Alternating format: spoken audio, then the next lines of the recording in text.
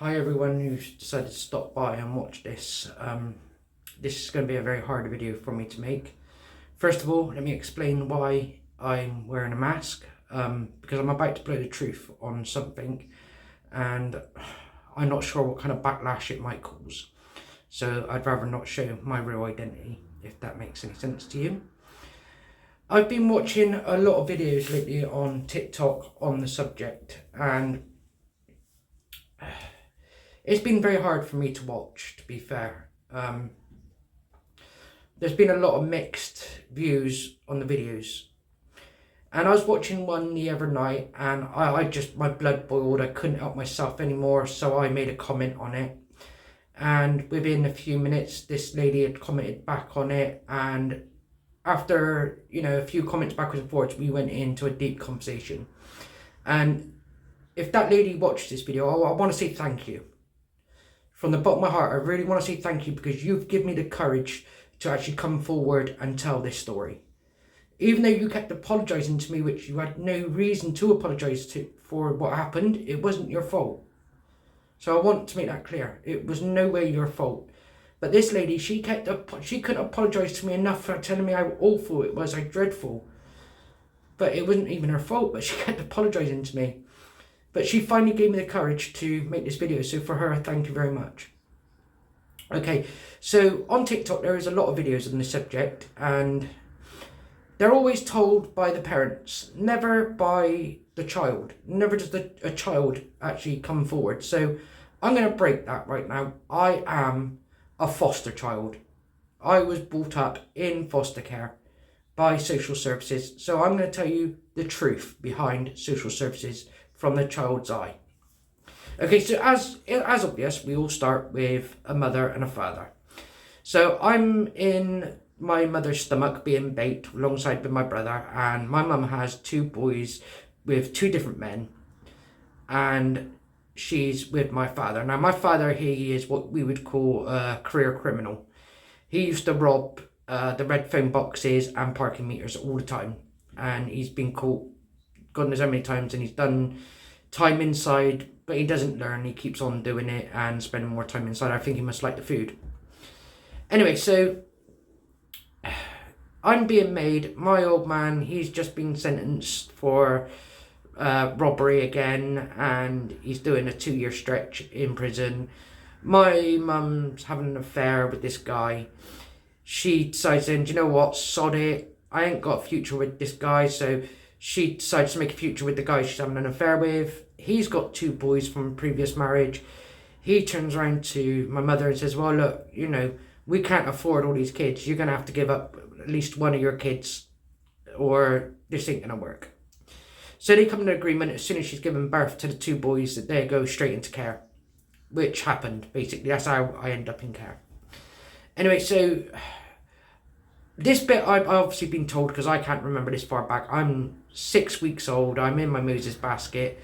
I'm in a place called the Miracus Children's Home. And before I continue, let me just say, if any of you guys remember the Miracus, please message me. If you are a Miracus survivor, please get in touch with me as soon as. If you're too scared to tell your story, I'll tell it for you, word for word. You print it to me and I'll expose it for the truth. Okay, I don't care. I will blow the Miracus wide open, because it was broken out on the news and in the newspaper, but none of the kids ever come forward. They tried to keep the kids quiet. Even to this day, I haven't ever heard of a kid come from there. So the Miracus Children's Home was a home, obviously, run by, owned by, sponsored by social services. And it wasn't until my later teen years it actually broke that kids there were being physically, mentally and sexually abused. So yeah, if you are a survivor from the Miracus Children's Home, the Miracus Children's Home was in, which is now South Gloucestershire, Hanham, South Gloucestershire. Back then it would have been just Hanham. There will be a picture of the Miracus, but it'd be a more recent picture, a Google Map picture of it. Obviously it looks different, but the whole building looks the same, apart from the signs are gone. It's now a block of flats, I believe. But yeah, if you were from there, you remember it, please get in touch with me. I'd love to hear your story.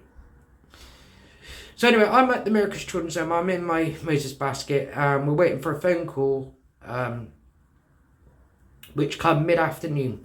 And it was at this point, when the phone call come, I was then taken to what I prefer is my forever home.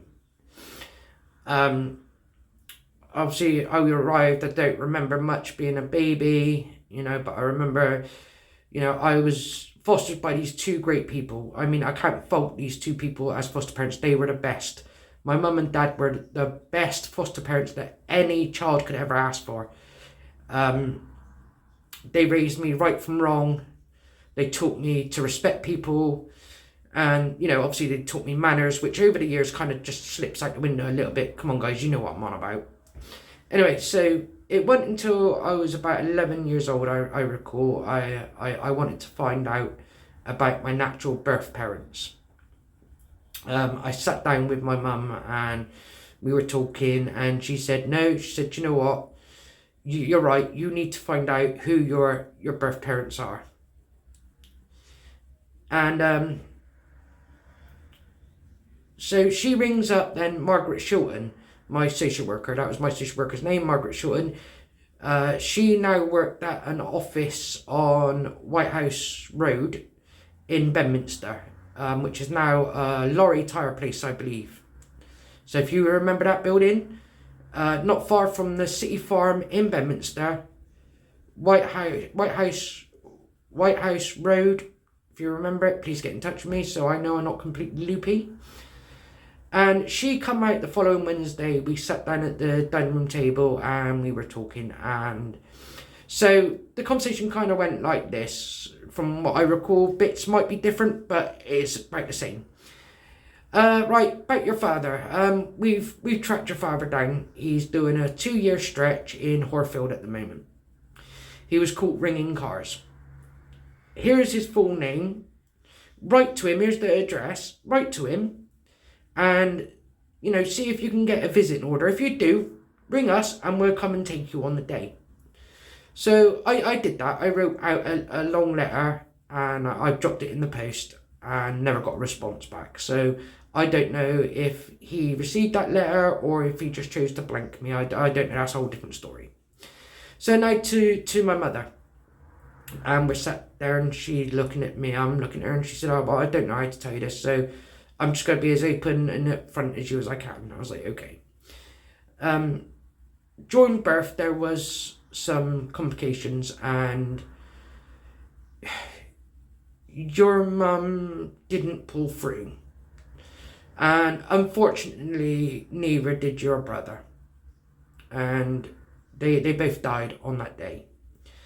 And she handed me a cassette tape with a song, just one song on it. It was called Tell Laura I Love Her. And I was told that this song was played at my mother's funeral. At that point, I grew a hatred for life. I hated myself. I hated people. I hated everything. I kind of just rebelled. Kind of just went into myself. It was round about then I started self-harming, which kind of took into my adult years. Even to this day, when I get stressed, I can't cope, I have to cut.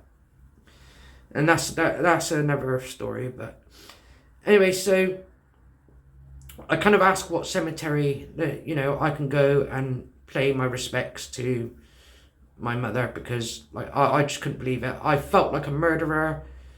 I've killed 2 people. I've killed my brother. I've killed the one woman that's supposed to love me. This so wonderful woman that's supposed to take care of me, and I've murdered her.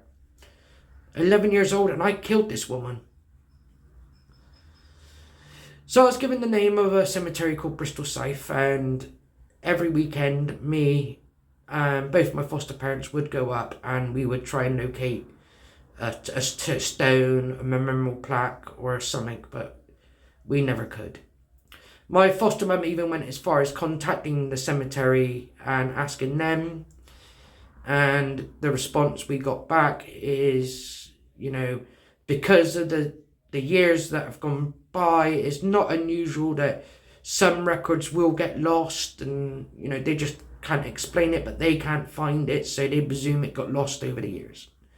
So over the years, I come to terms with I'm never going to find my mother or my brother. So like I began to like live with that, with all this anger and hatred. Anyway, so it was about, I don't know, when I was about 13 and a half. We were sat down at the living room table. No, sorry, I got that wrong. Sorry. I was up in my bedroom doing something, I can't honestly remember what. And I remember my mum calling me down from downstairs. And now, I don't know about you guys, like, you always know when you're in trouble, because when your mum calls you, she either calls you by a smaller version of your name, that means everything's good, you're okay. She calls you by your full name a certain way, you know you're in the shit. You've done something, you've been caught. So I'm trying to think of what I've been caught for, and the only thing I could think of at that time is, she's found my fags, I'm dead. Anyway, I'm creeping down the staircase and I can hear her on the phone too. I can only presume my old man by the way she's talking to him. And she sounds happy and laughing and joking, so I'm thinking, maybe I'm okay, you know, maybe I haven't been caught. So I get downstairs and I go, what's wrong? With a little quiet voice.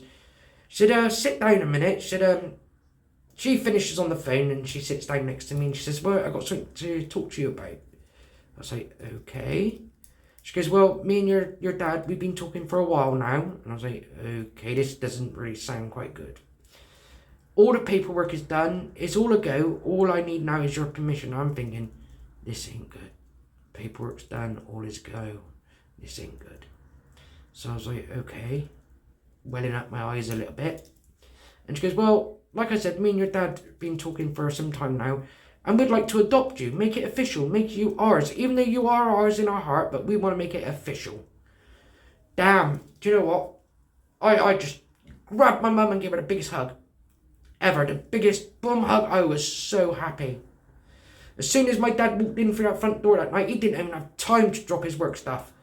I gave him the biggest hug ever, and that was it. A few weeks later, all the paperwork had done, gone through the courts and everything. I belonged. I had a family at long last. I no longer felt like an outcast.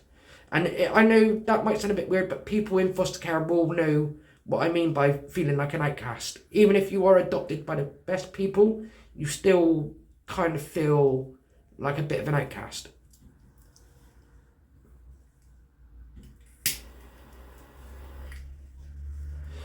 Anyway, so all that is done. We're sat down one week having our Sunday dinner. Now, in my family, Sunday dinner was most importantest.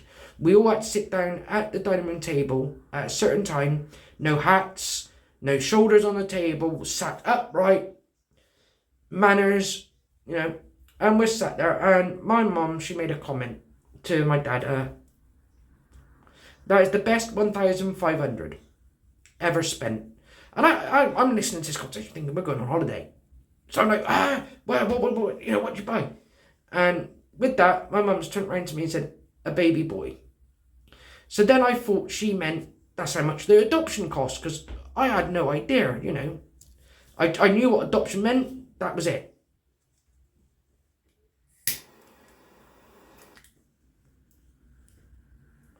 So I just left it at that, to be fair. That's what I thought it was. And I didn't think much of it. And let's skip a few now. So I'm about 16 now, and I'm in a place called St. George's Park, in St. George, obviously, with a couple of the boys, having a few beers, having a laugh, chatting about women, sports, you know how it is.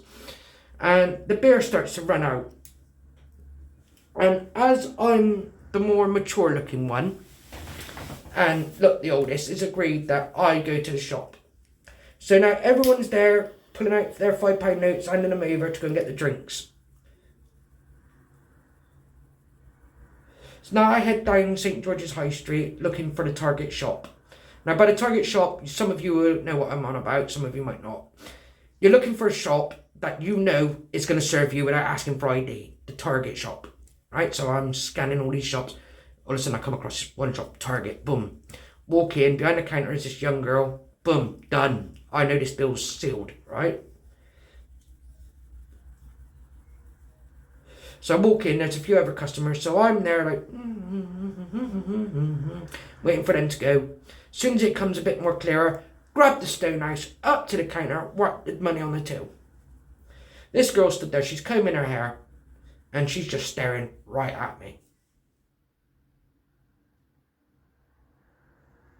Now I'm looking at her thinking, what the fuck's your problem? So now Jack the lad comes out at me, and I'm sort of like, got a fucking problem? Look, love, not being funny, but can you just hurry this up? I need to get back to, the match is going to start in a minute.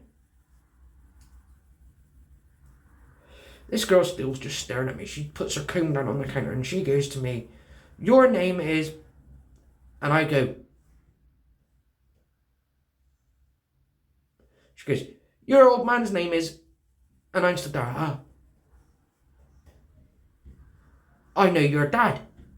I'm like, okay, really? That's nice. Yeah. So we're talking for about 15-20 minutes, and then she drops a bombshell. Do you want to meet your brother? Brother? I have a brother? Yeah, you got a brother. He lives around the corner. With that, she pulls out her mobile phone, makes a call, and I could hear this geezer on the other end of the phone, and she's like, you never guess who's just walked in here. And I can hear him like, no. So he must have been trying to guess a few names. And then she goes, out of all the shops in the world at this time, only our fucking walked in the door.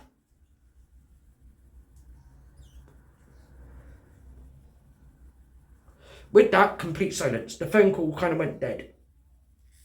Within a few minutes, I can hear a teary voice sort of go, does he want to meet?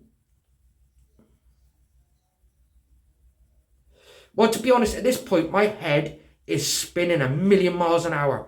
I can't think straight. I grabbed the Stonehouse. I'm out the fucking shop. I'm back at the park with the boys.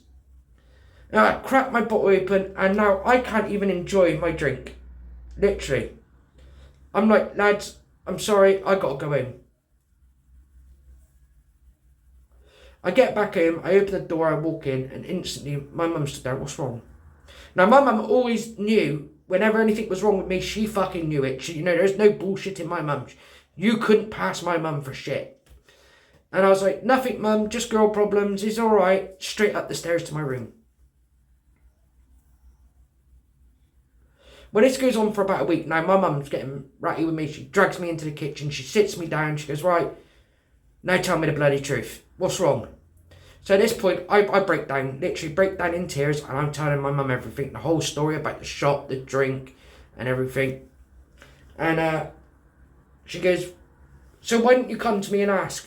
And I was like, because, Mum, I just don't know. I really don't. I don't want to hurt your feelings and stuff like this. She said, look, you're not going to hurt my feelings, okay? Let's get that straight. I know that you have a real family out there and you're going to want to know them. I know that and I understand that and I respect that. As long as you ain't going to forget me and your dad, I don't care. And I looked up, I was crying. I said, Mum, I said, how can I ever forget you? You're my mum. And no one is ever going to take that away. Even to this day, she's still my mum. And he's still my dad. I don't care what anybody says. They are my parents. And she goes, well, do you want my honest opinion? I said, Mum, I'd love to hear it. She said, you go and you contact this guy. You find out if he looks like you, if he sounds like you, if he's like you, where you come from. These are things you need to know.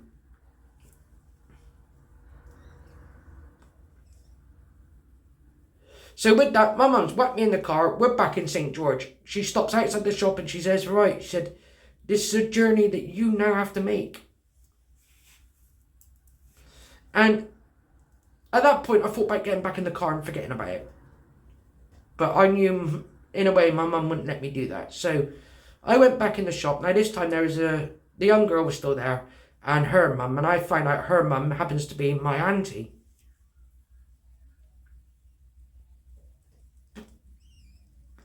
So she rings this guy back up and says, look, he's back again. He does want to meet. I think, just give it a bit of time. We'll bring him to you about 6 o'clock tonight after we lock the shop up. So coming around about 6 o'clock, they're locking up. I jump in the car. And no word of a lie, we drive 4 minutes around the corner. No bullshit, like 4 minutes, literally. St. George, Whitehall, just behind St. George, 4 minutes, right? And we're pulling down this road. And there's this guy stood in the doorway, and the young girl goes to me, "That's your brother." Now, I got the advantage, because I'm in the car, I can see him, he can't see me at the moment. So I got the upper hand, and I'm looking at him, and he's trying to see into the car, but obviously, you can't really see that good. And we pull up right outside his gate. I open the car door, I get out. And they pull off. They didn't want to get involved in this whole bit of situation. And I'm stood there, I'm looking at him, he's looking at me. And we're just both, like, for a split second, what feels like a lifetime, just staring at each other. And this has got to be the most fucking awkwardest minute of my life. Anyway, I must have fucking blinked or something, because next thing I know, this guy's got his arms around me, he's giving me the biggest hug ever, and telling me that, he's so happy that we found each other, and now his life is complete. We're both stood in the middle of the street, we're both crying like fucking little kids, you know what I mean? And eventually we go in towards the front door, and he says, "I want you to meet the rest of the family," and they got this whole surprise party thing for me going on, you know what I mean? And I met his wife, and they're kids, and I found out for the first time I'm an actual uncle, and I was over the moon. And then we sat down, and he sort of goes to me, "We got so much to tell you, so much you need to catch up on this, we don't know how we're going to get it all in." He said, "Well, first things first," he says, "do you want to meet your other brother?" Other brother? There's another brother? He said, "Yeah." He said, well, by now, the whole shock of it is over, I don't think I can experience any more shock. So I said, "Sure, where does he live?" And then my older brother says to me, "Well, funny enough," he said, your next older brother, he's just had a really bad breakup with his partner, and life ain't too great for him at the moment, so he's living here with us." As he says that, I hear the key go in the door, and the front door open. So I stand up, and I walk out into the hallway.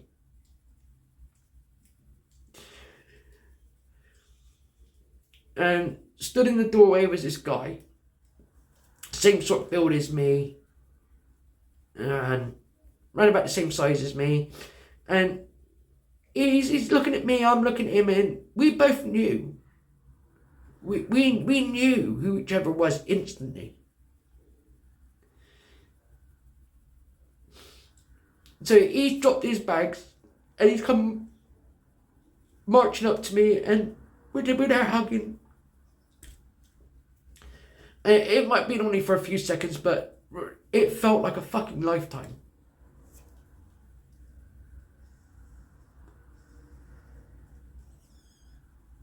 There was an instant bond. It was like we never actually been apart. Anyway, as he's just finished work, he's kind of hungry, so we go in the living room, we order Chinese, we get a couple of beers, we're there, we're laughing, we're joking and stuff. And we're discussing about things that, they've done in their lifetime, things I've done, work, partners and stuff. And then his wife says, "Well, you're going to tell him?" And I heard my older brother say, "Give him a bit of time to take everything in." So at this point, I was like, well, look, you know what? Might as well just get all the eggs out the basket and done. So my younger brother, my second oldest brother turned around to me and says, "You're one of two." And I was like, "What do you mean 1 of 2? And then my older brother, he says, you do know you're a twin." And I look and I said, "You know what? I kind of always kind of knew that. Something inside of me always sort of told me that." I said, and it's funny because up to about, when I was about 14 and a half, it kind of left, that feeling left, and there was just a feeling of emptiness. And a feeling like I was completely alone. And then he said, "Oh, sorry, but about 2-3 years ago, your brother took his own life.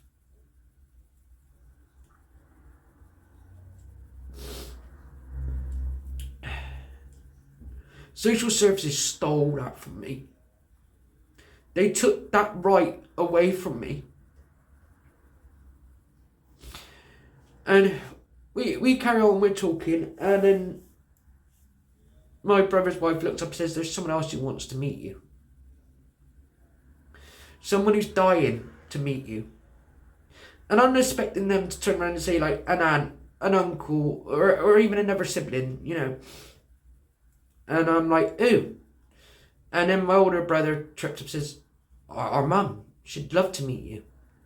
She's been dying to meet you. And with that, I said, well, you know, she can look down on us now and see, you know, we're all together now and we found each other. And all of them looked at me as if I was on some sort of drugs. Like, really puzzling sort of look. So then, I think it was my second oldest brother looked up and said, well, what do you mean? And I explained to him, you know, that mum had passed away during childbirth and stuff. And I told him about the cassette tape and everything. So my older brother got this laptop down and he's Googled the Tell Laura I Love Her. We're all sat there, we're all listening to it. We're all absolutely in tears, crying and stuff, and hugging each other. And then it was my brother's wife turned around and said, you know, that's fucking disgraceful. How the fuck can anybody ever do that to someone? And I think she's talking about me, you know, the fact that I've killed my mum. And then she looked up and said, I was only talking to your mother this morning, round about 10 o'clock.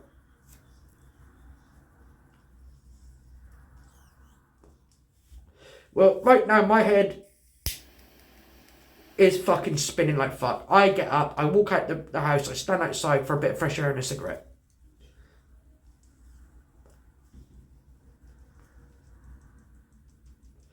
I walk back into the hallway and my second oldest brother's giving it all, shh, shh, don't talk, shh. And I can hear my older brother on the telephone and I walk in and he's got it on loudspeaker and he's like, Mum, I got a surprise for you. He said, I can't keep it a secret anymore. I'm going to have to bring it down to you and all this, right? And I'm thinking, do I really want to, you know, do I want to meet this woman now? Like, you know, everything that's gone on and I've just taken in my brains, just can't cope. Anyway, so I man up and I think, do you know what? Fuck it, might as well. So I find out it's coming up to her birthday. And she's asked the two boys to get her a fridge freezer for her birthday. And that's what she thinks coming. She thinks a fridge freezer is about to be delivered.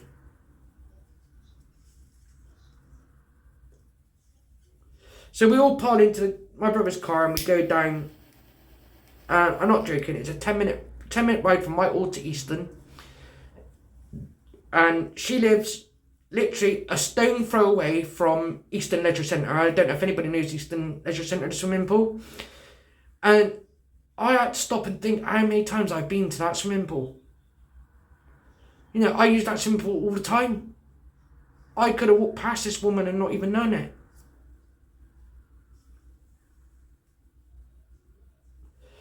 All those years I've been to that pool and we could have even swam at the same time.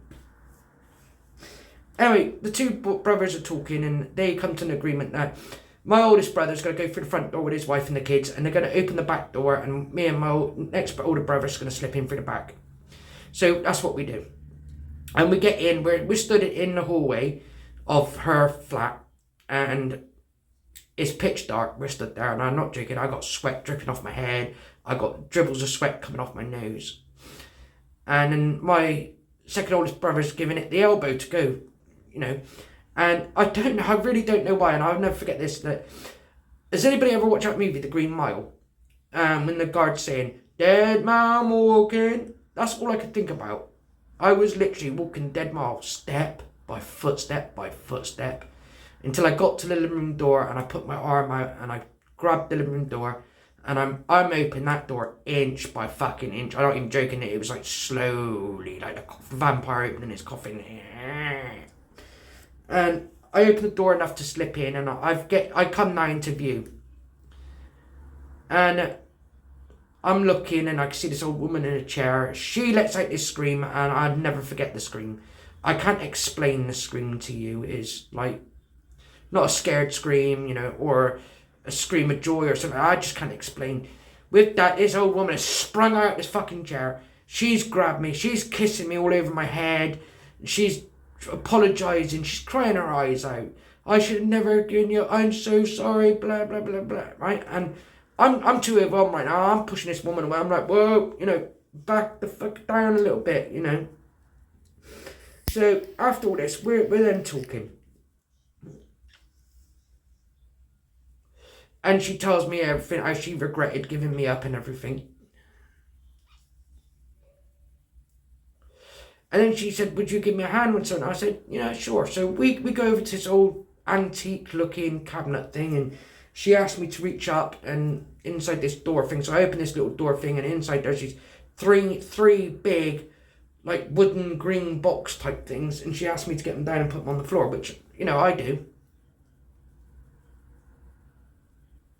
She didn't ask me to open them up and look inside. So I opened the first one up, and there's all these bits of paper with stamps on them.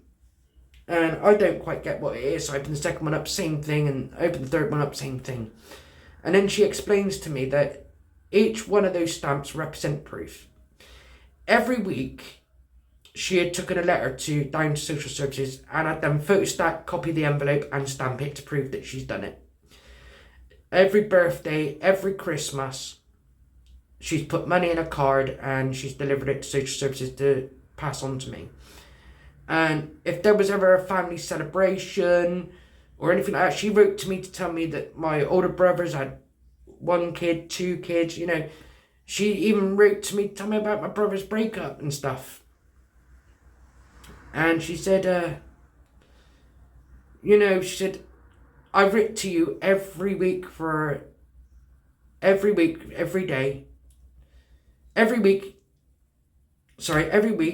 for up to 3 years ago. She said 3 years ago I finally stopped. And she said I didn't want to stop, but I had to stop. She said the reason why I stopped is because now you're at that age where if you wanted to find me, you could. You could have went and found me. So I explained to her that, the whole thing that she had died and everything. My brother played the song for her, and actually the truth was she did like that song. It was one of her favourite songs. And she couldn't understand why social services told me that, but with that, I rang my parents up and I said, Mum, just out of curiosity, I know the answer deep down anyway, but I just need to know from your mouth. I said, look, I'm with my birth mother right now, and even my mum was like shocked with your birth, but Matt, she's gone, And I'm like, well, I'm with her right now. And I said, but she's written to me loads over the years. Have you ever received any letters or cards or anything from me? And she turned around to me and said, son, if I did, you would have them. And I believe that. I really do, because that's the type of parents they were. They would have given me those letters. They'd have given me those cards. They wouldn't have held them back from me. And if they did, they would have held them back to me until I was a certain age, and then they would have given them to me anyway. But she denied ever having them. And that I really do believe, So where all that money went and stuff, the only answer I can come up with is social services had it. So, we're talking and that. So, yeah, that's my story. Now, the moral of my story is this. If you think I'm lying, or, I'm not telling you the truth, I want you to put on your telly tonight and just watch for the next, few weeks, and a story will come up sooner or later. Either Google it, watch it on the news, about kids being abused and murdered, right? And they're all kids that social services don't know about or care about. But yet you take a single mum or a single dad, yeah, They're on the dole, they ain't got much money. Their kids are clean, they're looked after. They always got clean nappies on, they're not full of crap and dirt or shit like that, you know. Their kids, obviously the kids are going to be a bit dirty and grubby at times, but they're loved, they're looked after. That's the family that social services are going to be involved with. Why? Because that kid has a pound sign on top of its head. And the reason I can say that is because I questioned my parents a bit later on about this 1,500. And this is when I was sat down and told this story. When I was 6 weeks old, a thing went around to a load of foster families or registered foster people that there was a baby on the market. And the price for that baby was 1,500 at the time, and that baby was me. Now, social services wasn't concerned on what family I went to. The only thing they were more worried about is who come up with the money first. And lucky enough for me, the first couple that come up with that money was the two people that now I call mum and dad. They paid 1,500 for a baby boy to social services. Now ask yourself, what is child trafficking all about? Money. When you think about child trafficking, you think about a big group of men hiding in the shadows, doing business behind closed doors. But what if you could do it with inside of the law? You got the law on your side helping you. You could easily get away with it. And that, my friends, you call social services. They are the biggest, scummiest child traffickers you can even imagine. And they do it in plain sight. And they get away with it. Because they're hidden within inside the law system. They could go to a judge, give a judge any bullshit story they like, have the judge sign the paperwork, and then they can come into your house and just take your child. And there's nothing you can do to stop them. I'd like to hear from ever foster kids who's experienced the same sort of thing. We need to shut them down. We need this word to get out there. The truth needs to come out. We need social services destroyed. We need them shut down, completely down, because this is what they're doing and they're getting away with it because it's in plain sight. People don't believe. When someone does something in front of people, you don't believe it. A criminal once told me, if you're going to commit a crime, do it outside of a police station. Because the one place they won't look for you, someone committing a crime, is in plain sight outside of a police station. So you wouldn't think of someone committing a crime with inside the government's eyes, would you? No. And that's how they get away with it.